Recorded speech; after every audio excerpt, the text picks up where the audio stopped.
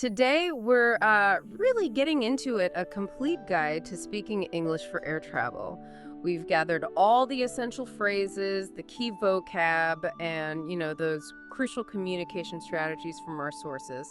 It's all designed to make your airport and flight experience feel, well, smooth, confident, and definitely less stressful. Our mission is pretty clear. Equip you with the language tools you need, not just to get by, but to actually feel comfortable during your next trip. Think of this as your shortcut to feeling prepared wherever you might be flying. Yeah. And what's really valuable here, I think, is just how universal English is in aviation. It's basically the default language. So whether you're in a huge hub in Asia or like a smaller regional airport somewhere in Europe or even just flying domestically, understanding these communication bits is a real game changer. This deep dive, it's not just about, memorizing phrases. It's about getting the why behind them, connecting those phrases to what actually happens at the airport so you can anticipate things, understand, and respond confidently. It's really for anyone getting ready for a trip, maybe wanting to brush up, or honestly, if you're just curious about how it all works. Okay, so let's unpack this whole journey. We should probably start right at the beginning with the basics. General airport vocabulary, these are like the building blocks you'll see the second you walk into the airport. We're talking terms like terminal, check-in counter, boarding gate, and baggage claim. They're not just words, they're basically your map. Exactly. And take terminal, for example. It sounds simple, but it's more than just the building. It's a specific zone, often with a number or letter, T1, T2, Terminal C, something like that. And here's something people often overlook. The difference between a domestic terminal for flights within the country and an international terminal for flights going abroad. Knowing that difference is really crucial. Mixing them up, that can cost you serious time. They might even be in completely different buildings. Always double check your boarding pass for that T number. Right, that's a perfect example. Terminal isn't just a label, it's vital navigation info. And it's not just the building. You also need departure, that's flights leaving, and arrival flights coming in. You'll see signs for those everywhere, usually with those little plane icons pointing up or down. Makes sense. So you might hear someone asking, which terminal is Qatar Airways using for departures today? Or, I need to get to the International Arrivals Hall. Pretty straightforward once you know the terms. And mastering these core words, it's not just about speaking English better. It's about building your intuition for navigating the airport. It equips you to read signs confidently, understand announcements, ask for directions if you need to. It basically turns what could be a pretty stressful maze into, well, a more manageable journey. It really sets the tone for the whole trip. Okay, so you've got the basic layout in mind. Your first real interaction.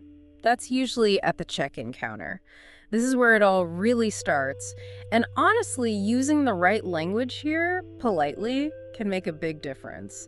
You want to start with something like, I'd like to check in for my flight, maybe add a good morning or good afternoon. And definitely mention your destination, like my flight to New York. Helps the agent find your booking faster. Then be ready with, here's my passport and ticket, when they ask. Yeah, and the whole luggage thing at check-in has its own nuances, doesn't it? You'll need to say clearly, I have one suitcase to check in, or maybe 2 bags. And it's super important to get the difference between checked baggage, the stuff that goes in the hold and carry-on or cabin baggage, what stays with you. And watch out for the baggage allowance. Airlines are pretty strict on weight and size limits. Those excess fees can be, well, surprisingly high. If you're not sure, just ask, what's the baggage allowance for this flight? Oh, and don't forget asking for seats. I'm always after a window seat myself, though my travel partner always wants the aisle. Easier to get up, I guess. Funny how those little things matter. But here's a little tip. A polite smile when you ask, can I get a window seat, please? Or, is an aisle seat available? genuinely seems to help sometimes. Maybe it's just me, but worth a try, right? Yeah, definitely. And beyond your request, the staff have their own questions for you. Besides the obvious, where are you flying today? Expect security questions like, has anyone else packed your bag?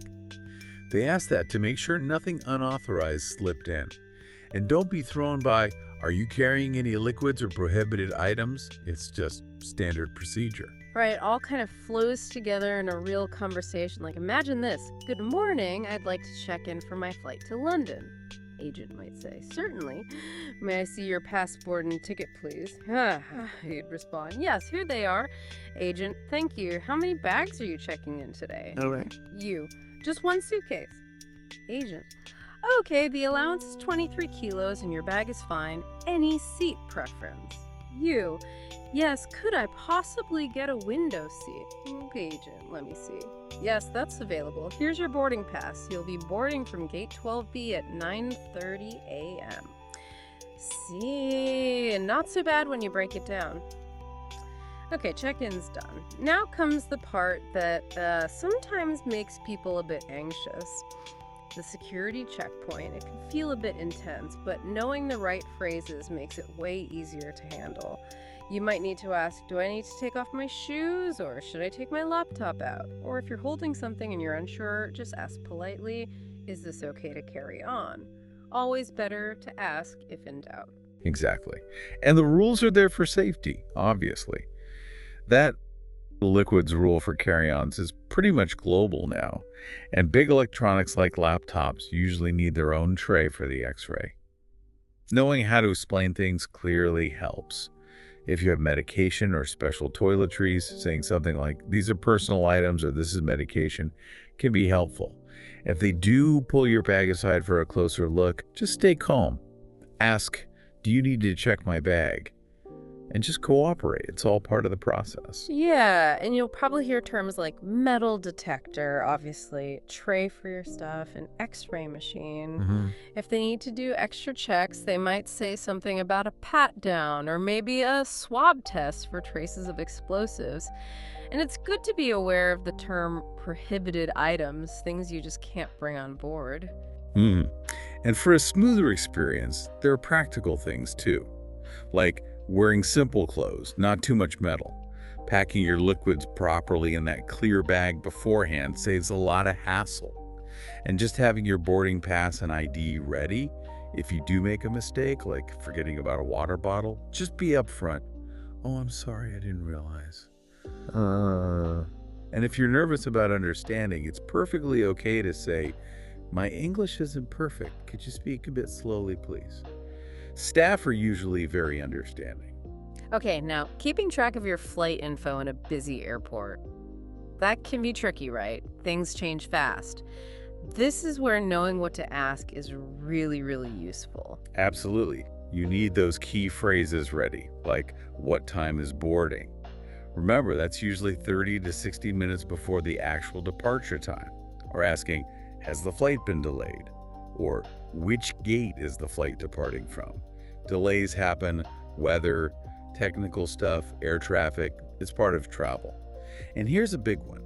Gate changes are surprisingly common. So you really need to keep checking those display screens or your airline's app. Don't just rely on what your boarding pass first said. That's a great point about gate changes. And sometimes you need to clarify the flight itself, right? Like asking, is this a direct flight or does it have a stopover? A direct flight usually means no plane change, though weirdly it might still stop somewhere. But a stopover or layover definitely means landing somewhere else first. That might involve changing planes, maybe even staying overnight. And here's an aha moment. A long layover might mean you need a transit visa for that country, so always check your itinerary details. Yeah, and understanding those airport announcements, they can be fast, maybe with an accent. Final call means what it says, run, don't walk. It's your last chance before they close the gate. An announcement like flight number BA216 to London Heathrow is now boarding at gate 9 gives you the critical info. Flight, destination, action, location. If you hear gate change or flight delayed, you need to react. Head to the new gate or check with airline staff for more info. Learning to just listen for those key bits, flight number, city, gate, time, status, is a really useful skill. Definitely. So, practical tips for you to manage all this flight info easily. Use those big display boards everywhere. Download your airline's app seriously. Real-time updates on your phone are invaluable. And just arrive early. Give yourself that buffer time, especially for international flights. It reduces the panic factor significantly. Airports can feel like mini cities, let's be real. They can be overwhelming. Getting lost is probably more common than people admit, even for frequent flyers. So knowing how to ask for directions clearly is super important. Avoid stress, missed flights. Simple stuff like, excuse me, where is gate 10? Or how do I get to terminal 2? That's your starting point. And airports are pretty good with signs usually. Look for the big ones: departures, arrivals, immigration, transfers, baggage claim. They almost always have icons too, which helps bridge language barriers. Oh, and a fun cultural note: restrooms.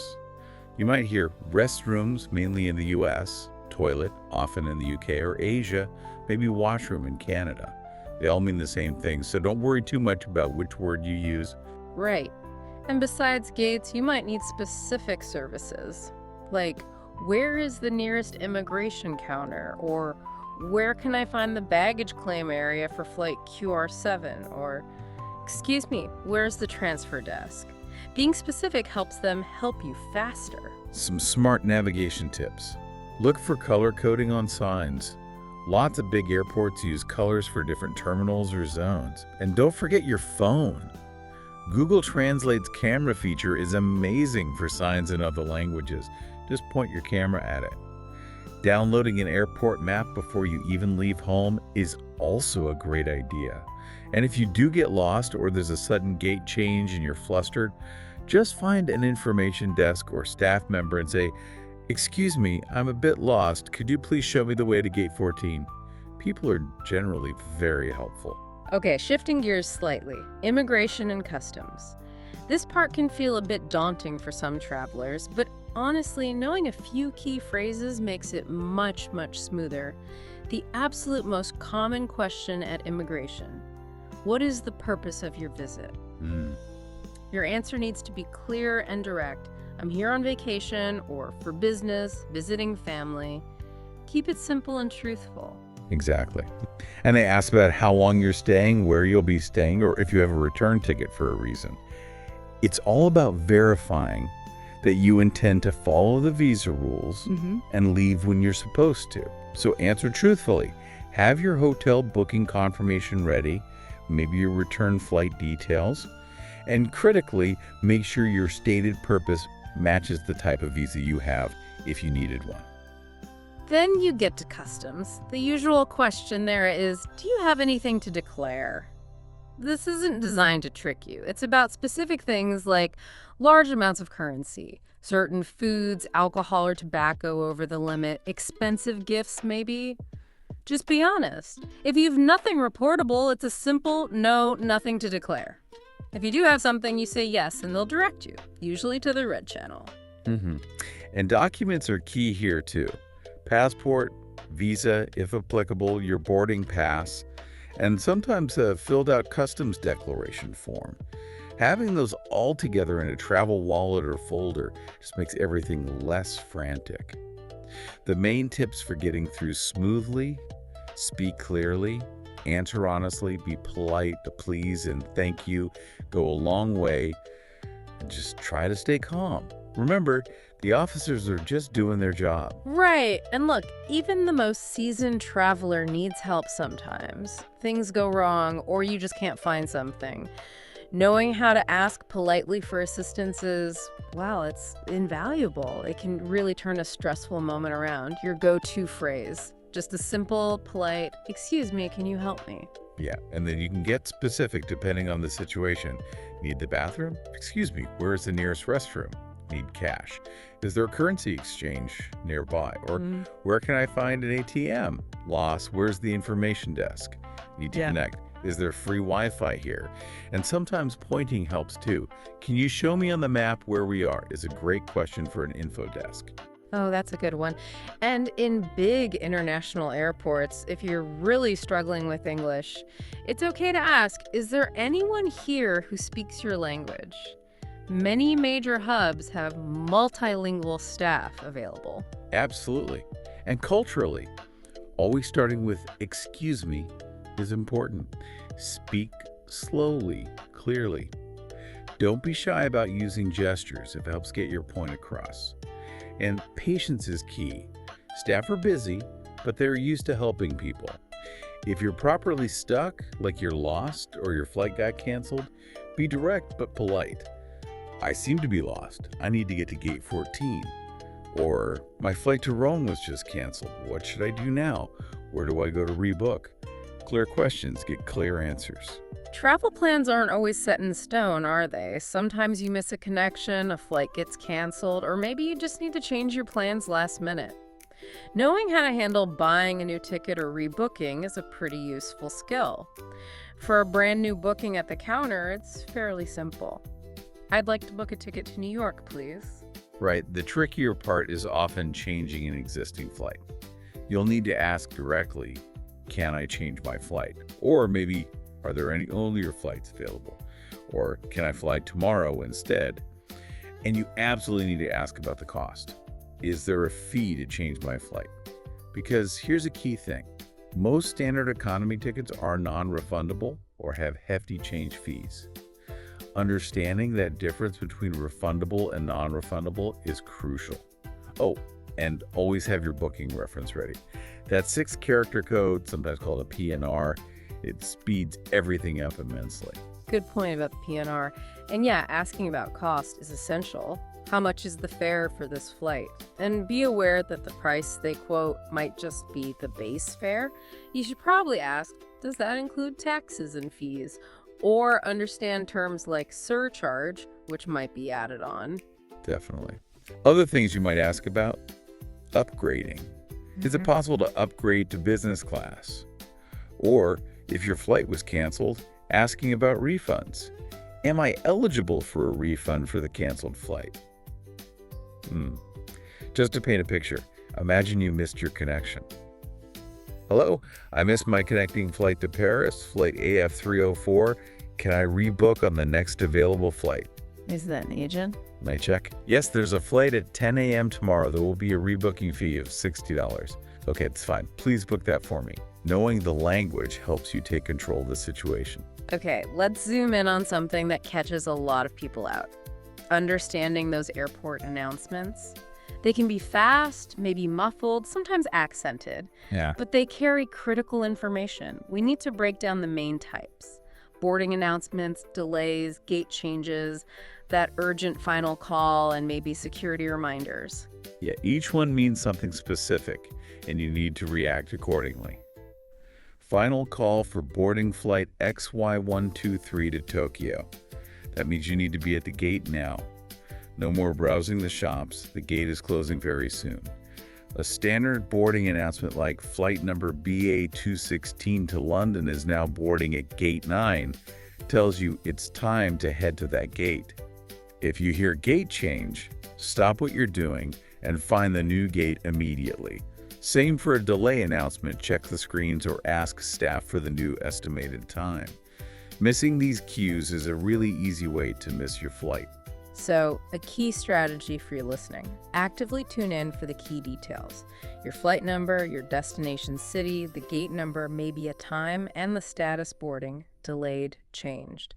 Getting familiar with these common phrases helps your brain filter the noise. And always double check what you think you heard against the visual display screens. They are usually the most up-to-date source. Absolutely. And while thankfully rare, you might occasionally hear emergency or special security announcements. The most important thing, then, is just to stay calm, listen carefully, and follow any instructions from airport staff immediately. They know what they're doing. All right, let's imagine you've navigated the airport. You're finally on the plane. But communication doesn't stop there. English is usually the main language used by cabin crew, especially on international routes. So, knowing how to make simple requests on board is helpful for your comfort. Polite phrases like, "Excuse me, could I have some water, please?" Or, "Can I get a blanket? Maybe, do you have an eye mask?" Work perfectly. Remember, please, and thank you. And asking for the loo. You can use lavatory, restroom, toilet, or even bathroom. They're all understood. Just a simple, "Excuse me, where is the lavatory?" is fine. And if you want to know how much longer you have to endure that slightly cramped seat, you can ask, "How much longer is the flight?" Or, "What time are we scheduled to arrive in Paris?" And importantly, if you start to feel unwell, don't hesitate to tell the crew. Just get their attention and say, "Excuse me, I'm not feeling very well." They are trained in first aid and can assist you.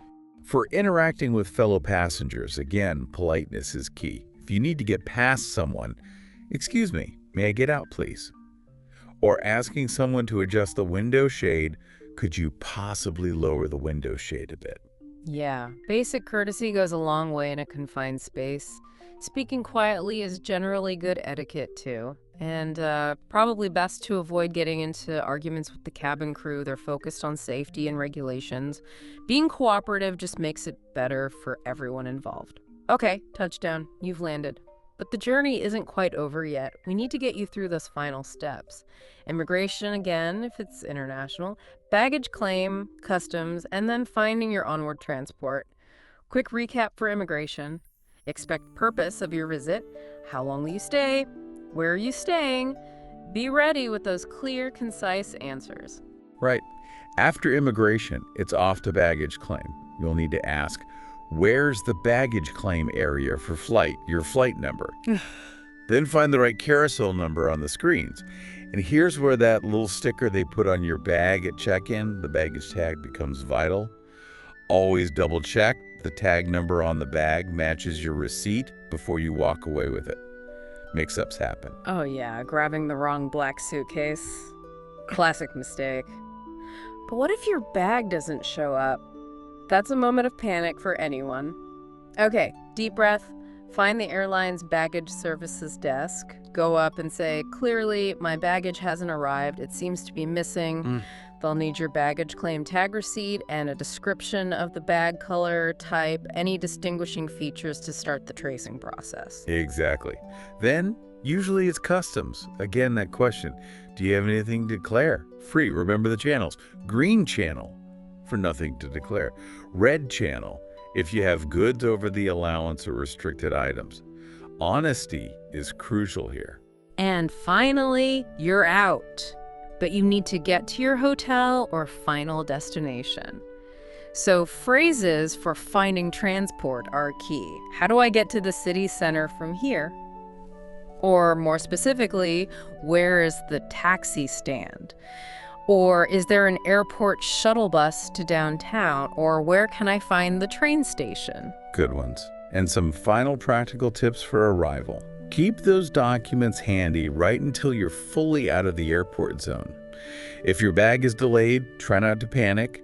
Most delayed bags are located and returned within a day or two. Get the reference number for the report. And having your hotel address written down clearly, maybe even in the local language if possible, but definitely in English, is super helpful for taxi drivers or navigating public transport. Okay, this has been incredibly detailed. Now let's pull together some really actionable tips, specifically for you listening, especially if English isn't your first language. The main message we keep hearing is, you don't need perfect English. Simple, clear communication is the goal. So the biggest tip, practice those common airport phrases beforehand. Seriously. Use language apps. Watch YouTube videos focusing on travel English, maybe even practice with an AI chatbot. Get comfortable saying them out loud. That's huge. And another point that really stands out is keeping your documents organized and ready. Passport, visa, ticket, hotel confirmation, boarding pass. Having them easily accessible in one place minimizes how much you actually need to explain verbally. Let the papers do some talking for you. Yeah, makes sense.